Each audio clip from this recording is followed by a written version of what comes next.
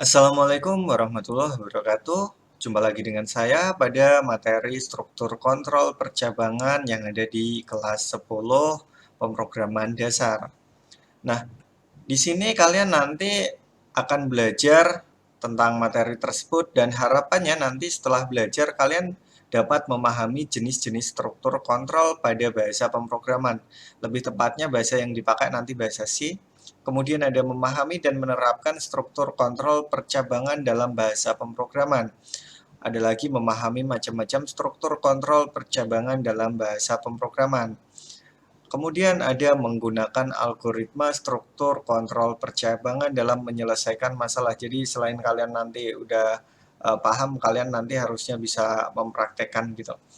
Kemudian selanjutnya di sini ada peta konsep. Untuk peta konsepnya sendiri saya sudah persingkat ya. Jadi yang pertama ada struktur kontrol, kemudian ada if bertingkat sama switch case.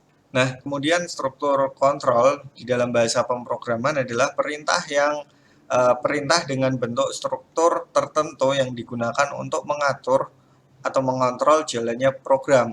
Jadi struktur kontrol itu kayak gitu ya. Jika dibiarkan tanpa diperiksa oleh statement control flow atau pengatur aliran program, suatu logika program akan berjalan dari kiri ke kanan dan dari atas ke bawah. Hanya program yang sangat sederhana yang ditulis tanpa statement control flow. Ya, maksudnya apa? Kalau misal kalian bikin program tanpa ada control flow ya, nggak ada struktur kontrolnya, kalian nanti bakalan bikin programnya itu dari awal nanti maju terus sampai selesai. Nggak ada kembali ke awal dulu atau eh, nanti programnya itu ngapain dulu, bercabang nggak, ulangin nggak, atau malah programnya baru tengah-tengah udah bisa langsung selesai kayak gitu. Ini gunanya struktur kontrol. Kemudian yang selanjutnya di sini ada dua jenis struktur kontrol yang umum digunakan. Yang pertama itu percabangan ya. Yang kemudian ada selanjutnya perulangan atau biasa disebut looping. Kalau yang percabangan tadi kan branching, kalau enggak selection ya. Nah, itu jadi sekarang kita lanjut ke gambar flowchart sama kita coba coding. Itu buat pengenalannya aja, karena nanti kalau kita kebanyakan teori, kita nggak praktek. Lanjut ke flowchart. Di sini sudah ke flowchart ya. Ini flowchartnya, ceritanya adalah flowchart dari sebuah program sederhana, yaitu program untuk menentukan apakah kalian nanti lulus atau remedi untuk ulangan pemrograman dasar kayak gitu. Jadi sebelah kiri ini ada mulai. Jadi program nanti mulai dari sini ya dan arahnya ke kanan. Kemudian ke kanan nanti ini ada percabangan. Nah, percabangan ini ditanyain apakah nilai ulangan kalian ya, apakah nilai ulangan kalian lebih dari 74. Nah, logikanya biasanya itu kalau program tanpa ada struktur kontrol kayak gini, seperti ini ya, itu nanti otomatis jalannya lurus. Jadi nggak ada pertanyaan kayak gini. Kalau seperti ini kan ada pertanyaan. Nah, kalau misalkan nilai ulangan kalian itu lebih dari 74, 80 misalnya, maka arahnya nanti kan ya kan, berarti jawabannya ya, nanti kalian diarahkan ke bawah, ke sini. Jadi tampilkan kata lulus. Tapi kalau misal nilai ulangan kalian tidak lebih dari 74, berarti kalian harus ke kanan ke sini. Nah, ini kalian nanti bakalan remedi. Setelah itu entah nanti dari sini atau dari sini sama aja endingnya. Terima kasih gitu. Terima kasih kenapa? Karena udah menggunakan program ini buat ngecek nilai kalian gitu. Nah, kemudian selesai. Ini simpel banget kan kayak gitu.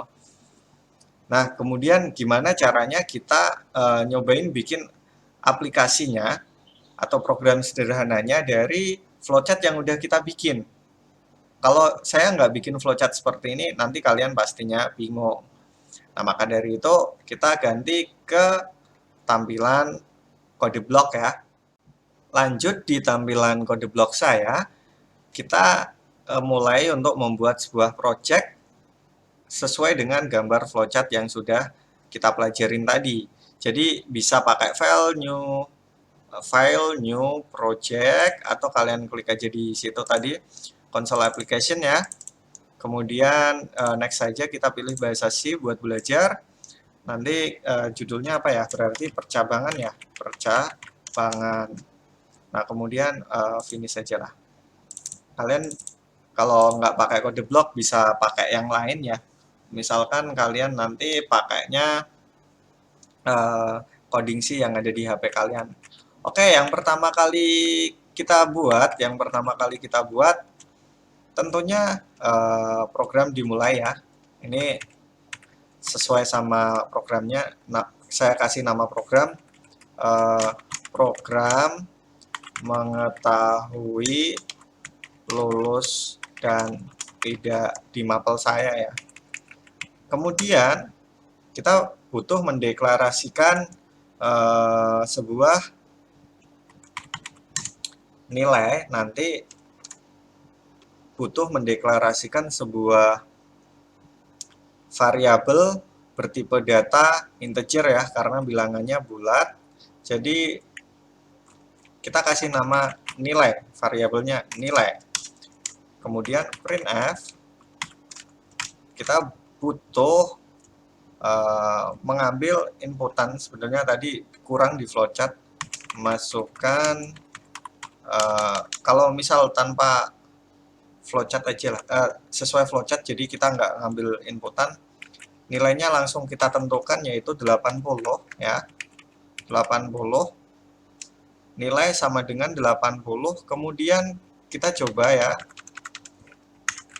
langsung masuk ke flowchartnya, ke percabangan. Kita pakai yang if else dulu. If itu jika kondisinya apa? Jika nilai ulangan lebih dari 74, statementnya apa? Tadi kondisinya ini ya, jika nilai lebih dari variabel nilai, nanti isinya lebih dari 74, maka statementnya lulus, kayak gini ya. Nah, kalau enggak selain itu ya, berarti selain itu else, selain itu printf. Langsung tampilin aja remedi, cukup gini. Nah, kemudian kan selesai. Kemudian tadi ada terima, ditampilkan ya, printf terima kasih. Oke, saya save, kemudian saya coba jalankan biar kelihatan. Nanti kalau misal kalian mau pause, silahkan. Ini ya program saya seperti ini. Kemudian saya jalankan F9 kalau di sini. Nah, di sini program mengetahui lulus dan tidak. Bentar, biar ada jeda seperti ini.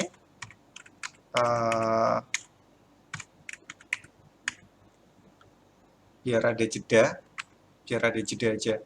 Jadi program mengetahui lulus dan tidak, dan ternyata lulus ya. Yang ditampilkan adalah lulus, terima kasih. Nah, programnya cuman gitu.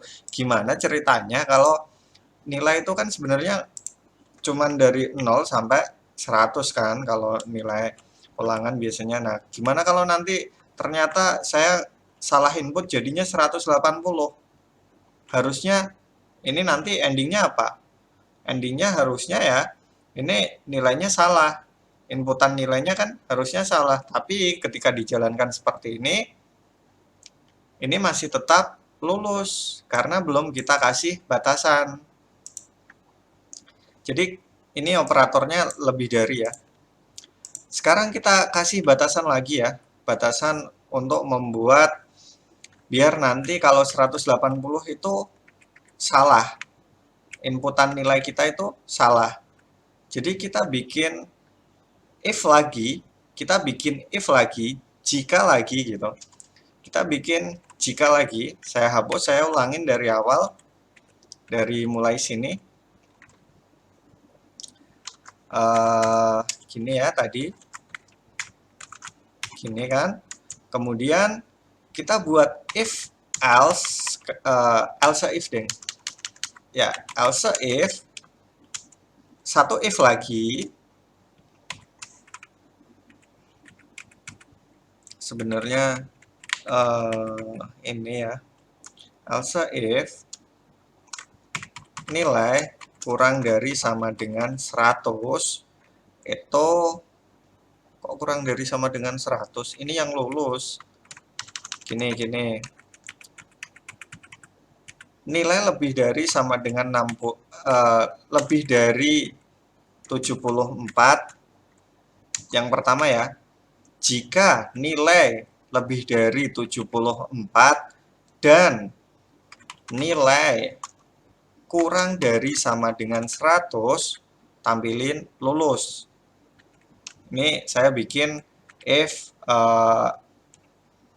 tapi 3 kondisi, bukan 2 kondisi. Kalau tadi kan 2 kondisi ya. 2 kondisi pakainya if else. Kalau ini nanti if else if. Ini kalau bahasa C. Kalau bahasa yang lain beda lagi. Nah, terus kemudian di sini else if nilai kan tadi ini untuk yang lulus. Atas sudah. Kemudian variabel nilai nanti ketika kurang dari sama dengan 74 dan nilai lebih dari sama dengan 0 ya. Ini nanti akan menampilkan remedi. Yang terakhir, else, selain 2 pernyataan di atas, selain 2 kondisi di atas, berarti saya tampilkan printf nilai yang dimasukkan salah. Kan kayak gini. Ya, seperti ini. Coba saya tambahkan gini. Harusnya nanti kalau di sini nilai sama dengan 180, berarti yang keluar adalah nilai yang dimasukkan salah. Karena yang 180 itu tidak termasuk di sini dan tidak termasuk di sini. Jadi kondisi yang pertama ini bernilai harus benar dan benar karena saya pakai dan. Ini nanti silahkan kalian cari ya. Operator logika untuk nanti kita browsing deh. Saya run dulu. Nah, di sini program mengetahui lulus dan tidak. Kemudian nilai yang dimasukkan salah. Terima kasih. Kayak gitu. Ini kan baru masih simpel ya. Ini masih simpel. Kalau nanti mau dikembangin lagi, bikin program itu emang kayak gitu. Dikit-dikit. Tapi kalau misal kalian udah punya flowchart-nya, kalian pasti nanti punya acuan program kalian mau kayak gimana gitu. Nah, kemudian gimana kalau misalkan kalian yang apa ya? Tadi masih ada if bertingkat ya. Ini kan if 2 kondisi sama 3 kondisi udah. Kemudian gimana ceritanya kalau ada kondisi bertingkat. Jadi lulus kan. Kalau lulus nanti mau ikut pengayaan atau tidak kayak gitu. Ditanyain mau ikut pengayaan atau tidak. Misalkan sekarang lulus ya. Untuk yang lulus, jadi ini kan yang lulus ya, yang baris ini ya. Baris ini sampai sini. Jika nilai lebih dari 74 dan nilai kurang dari 100, kurang dari sama dengan 100, nanti bakalan lulus, titik koma, masih di dalam ini, masih di dalam kondisi ini kalau terpenuhi. Jadi kondisinya ketika terpenuhi nanti selain lulus, ditanyain printf mau ikut dikasih hadiah atau enggak gitu, atau apa ya biasanya ya, ikut pengayaan atau enggak gitu aja ya, ikut pengayaan atau tidak, gini aja ya. Kemudian kita ambil inputannya. Sebenarnya saya lupa kalau pakai yang selain scanf, jadi ada getchar ya, tapi saya lupa, saya males googling, jadi kita scanf aja lah. Nanti ikut pengayaan atau tidak, jawabannya yang jelas 1 itu ya, kemudian 2 itu tidak, gini aja. Nanti kalau misalkan inputannya itu persen %D ya, kita ambil inputannya untuk ikut tidak, ini pengayaan ya, kita simpan di variabel pengayaan. Jadi variabel pengayaannya belum kita kasih, belum dideklarasikan, jadi tambahin ya pengayaan. Jadi ini bertipe data integer untuk variabel pengayaan. Untuk variabel pengayaan bertipe data integer. Di atas ya saya deklarasikan. Kemudian kalau sudah, nanti if else lagi, bisa pakai if else, bisa pakai switch case, sama aja, sekalian aja pakai switch case aja ya. Switch pengayaan kayaknya gini. Switch pengayaan, di dalamnya ada case 1 kalau nanti pilihannya 1, kemudian case itu pakainya apa ya, coba saya googling, saya lupa.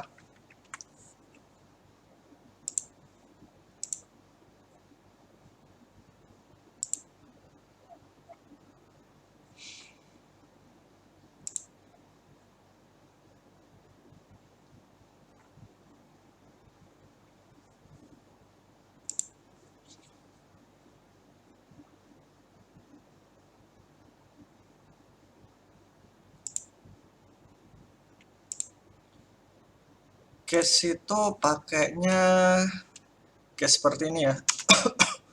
1 itu nanti printf. Jadi oke gitu. Gurunya siap kasih pengayaan. Misalkan ini cuman bikin terserah sih. Terus jangan lupa break buat keluar dari pilihan ini, case 2. Jadi nanti biar nggak lanjut ke case 2, kita keluar dari switch-nya ini. Jadi kan logikanya biasanya program itu berjalan dari kiri ke kanan, terus dari atas ke bawah. Nah, kalau nggak di break kayak gini, nanti otomatis yang jalan perintah di bawahnya ini, case 2. Padahal kan kalau udah pilih 1 ya udah kan gitu toh. Nah, makanya nanti break itu keluar dari switch ini, biar nanti switch ini mulai dari sini berakhir di sini, berarti dia langsung lanjut ke sini kayak gitu. Kemudian case 2 printf ya sudah, tidak apa-apa. Misalkan saya lagi nggak ada ide, jadi saya bikin apa aja terserah ya. Kemudian break ya. Yang terakhir ada defaultnya. Kalau misalkan kalian bukan ngisi 1 atau 2, itu nanti printf. Kalau misal yang ngisi ikut pengayaan atau tidak, tadi kan cuma ada 1 sama 2. Kalau diisi 3 misal, berarti nanti tampilin masukan Anda salah, kayak gini. Oke, sekarang kita coba jalankan. Sekarang kita coba jalankan ya. Kita save, jalankan.